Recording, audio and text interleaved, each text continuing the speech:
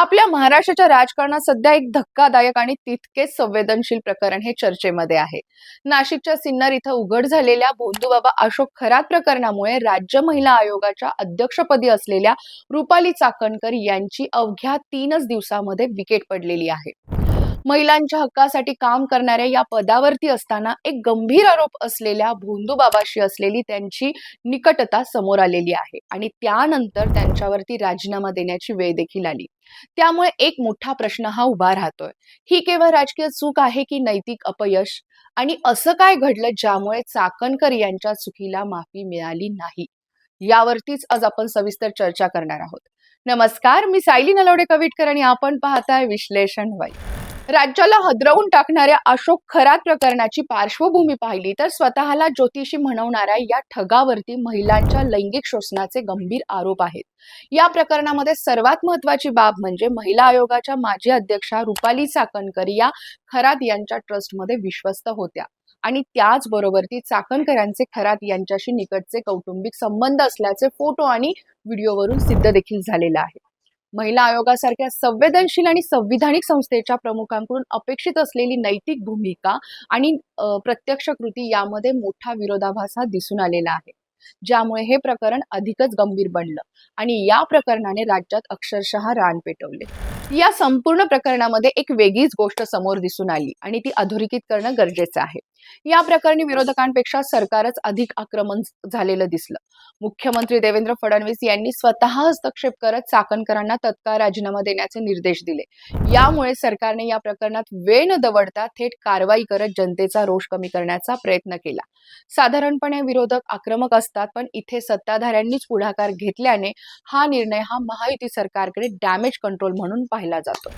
अवघ्या 3च दिवसात झालेला राजीनामा ह्या प्रकरणाचा सर्वात मोठा टर्निंग पॉइंट ठरलेला आहे.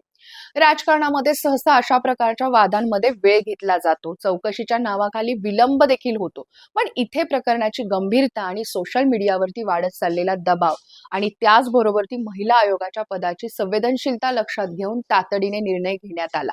त्यामुळे हा निर्णय हा पूर्वनियोजित नसून परिस्थितीनुसारच घेतलेला तात्काळ प्रतिसादच होता, हे आता स्पष्ट होत आहे.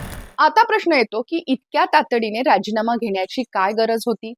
कारण या प्रकरणाचा थेट संबंध हा महिलांच्या सुरक्षिततेशी आणि विश्वासाशी आहे. महिला आयोगाच्या प्रमुख असताना अशा व्यक्तीशी संबंध असणे हे केवळ वैयक्तिक चूक नाहीये, तर महिला आयोगासारख्या संस्थेच्या विश्वासार्हतेवरतीच प्रश्न निर्माण करणारी बाब होती. सरकारला हे प्रकरण लांबवायचं नव्हतं, कारण तसं झालं असतं तर जनतेचा रोष हा थेट सत्ताधाऱ्यांवरती वळला असता. याशिवाय या प्रकरणामध्ये अनेक बडेधेंडे अडकल्याचं दिसतंय. त्यामुळे सरकारलाही मागचा पुढचा वचपा काढण्याची नामी संधी मिळाली असं म्हणायला हरकत नाहीये आणि या संधीचा फायदा घेत सरकारनं या प्रकरणामध्ये आक्रमकता कायम ठेवलेली आहे. आता कायदेशीर दृष्टिकोनातून पाहिलं तर सध्या रुपाली चाकणकर या थेट आरोपी नाहीयेत. मात्र ट्रस्टमधील त्यांचा थेट असलेला सहभाग, आरोपीशी असलेली जवळीक आणि काही गोष्टींची माहिती होती का, यावरून त्यांची चौकशी होण्याची शक्यता नाकारता येत नाही. तपास पुढे गेला आणि काही ठोस पुरावे समोर आले तर त्यांच्यावरती कारवाई देखील होऊ शकते. त्यामुळे त्यांची भूमिका क्लीन आहे असं ठामपणे म्हणणं सध्या तरी शक्य नाहीये. याशिवाय या प्रकरणामध्ये नवनवीन गुन्हे देखील दाखल होत असल्याने या प्रकरणाची व्याप्ती ही कमालीची वाढण्याची शक्यता देखील आहे. या सगळ्या प्रकरणामध्ये मुख्यमंत्री देवेंद्र फडणवीस यांच्या भूमिकेकडे विशेष लक्ष दिलं जात आहे. चाकणकर यांचं नाव हे मुख्यमंत्र्यांच्या रडारवरती आल्यानंतर त्यांनी थेट हस्तक्षेप करत राजीनामा घेतल्याचं बोललं जातं. कारण या प्रकरणामध्ये थेट सरकारच्या भूमिकेवरती जनमानसात कोणताही परिणाम हा मुख्यमंत्री फडणवीस यांना होऊ द्यायचा नव्हता. याशिवाय हे जर प्रकरण लांबवलं गेलं असतं आणि चाकणकरांना पाठीशी घातलं गेलं असतं तर मुख्यमंत्री देवेंद्र फडणवीस यांना स्वतःच्या प्रतिमेवरतीही याचा कोणताही परिणाम होऊ द्यायचा नव्हता. म्हणूनच सरकारने या प्रकरणामध्ये कोणतीही जोखीम घेतली नाही आणि सरकारच्या इमेजचं संरक्षण हेच प्राथमिक उद्दिष्ट ठेवल्याचं दिसून येतंय. राजकीय पातळीवर पाहिलं तर राष्ट्रवादी काँग्रेस पार्टी या पक्षाची भूमिका या प्रकरणात फारशी ठोस दिसलेली नाहीये.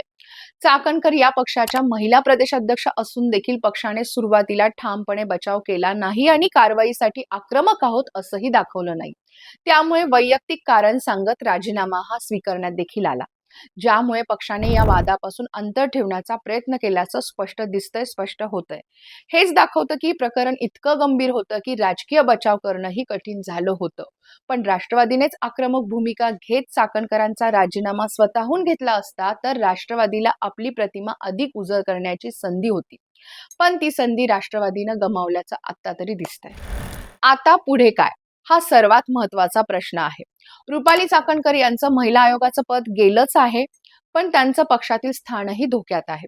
पोलीस तपास, संभाव्य चौकशी आणि सार्वजनिक प्रतिमेवरती झालेला परिणाम यामुळे त्यांचं राजकीय करिअर हे एका निर्णायक वळणावरती आलेलं आहे.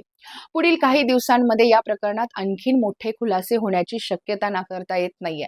त्यामुळे चाकणकरांसाठी पुढचा काळ हा अतिशय खडतर आणि अडचणीचा, जोखमीचा असेल हे स्पष्ट आहे.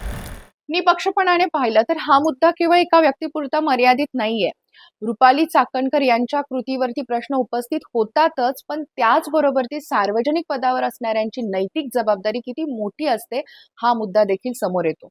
सरकारने तातडीने कारवाई करून आपली प्रतिमा वाचवण्याचा प्रयत्न केलाय, पण अशा घटना घडू नयेत यासाठी न्याय व्यवस्थेमध्ये अधिक पारदर्शकता आणि जबाबदारी देखील आवश्यकच आहे. शेवटी हा विश्वासाचा प्रश्न आहे आणि तो गमावणं जितकं सोपं तितकंच परत मिळवणं देखील कठीण आहे. तुम्हाला काय वाटतं? चाकणकरांना हे प्रकरण चांगलंच भोवलंय का? चाकणकरांच्या राजकीय करिअरचं काय होणार? आणि राष्ट्रवादीची पुढची भूमिका काय असेल? त्याचबरोबर ती मुख्यमंत्री देवेंद्र फडणवीस पुढे नेमकं काय करतील? तुम्ही तुमची मतं ही कमेंट बॉक्समध्ये नक्की नोंदवा आणि असेच विश्लेषणात्मक व्हिडिओज पाहण्यासाठी विश्लेषण वाईबला नक्की सबस्क्राईब करा. तर जय महाराष्ट्र.